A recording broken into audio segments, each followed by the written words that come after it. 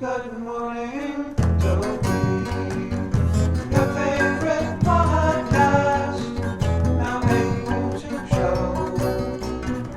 Good morning, Dopey, and welcome to another episode of Good Morning, Dopey. I'm speaking quietly because my kids are nearby, Linda's nearby, Howie's not here.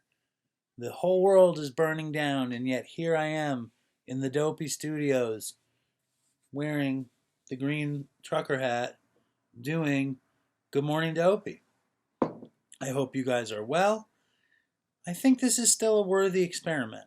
I mean, it shows my sickness that I'm still doing these.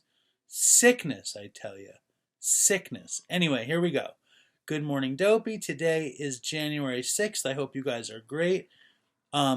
I'm happy that some of you like this. I mean, it's so weird that this is just floating around on YouTube.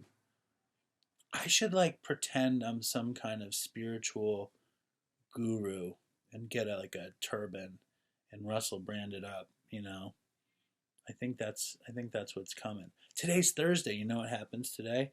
I went on Mark Maron's podcast today, so maybe this episode is going to blow up. Listen to WTF podcast today. It didn't feel like I did a great job on his show, but listen to it. Leave a comment if you listen to it. Anyway, today is January 6th. The victory of surrender. We perceive that only through utter defeat are we able to take our first steps towards liberation and strength. Our admissions of our personal powerlessness finally turned out to be firm bedrock upon which happy and purposeful lives may be built. When alcohol influenced every facet of my life, when bottles became the symbol of all my self-indulgence and permissiveness, when I came to realize that by myself I could do nothing to overcome the power of alcohol, I realized I had no recourse except surrender. In surrender, I found victory over my selfish self-indulgence, victory over my stubborn resistance to life as it was given me. When I stopped fighting anybody or anything, I started on the path to sobriety, serenity, and peace. Yeah, it's great. The first step. What is the first step? I'm going to look it up. I know that sounds sad, but I'm going to look it up anyway. Hold on. Because I don't want to say it wrong. Yeah, we admitted we were powerless over alcohol and that our lives had become unmanageable. My favorite thing in that reading, and again, I'm not going to make a disclaimer because I know you guys hate disclaimers, but because it's January, we're doing step one, and step one says we admitted we were powerless over alcohol and that our lives had become unmanageable.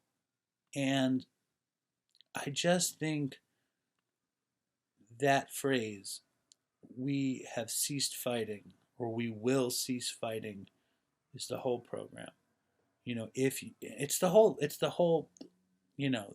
It's everything. It's the cornerstone of recovery. It's not fighting yourself. It's not fighting your family, your friends, your life, the world, the universe, God. It's no fighting.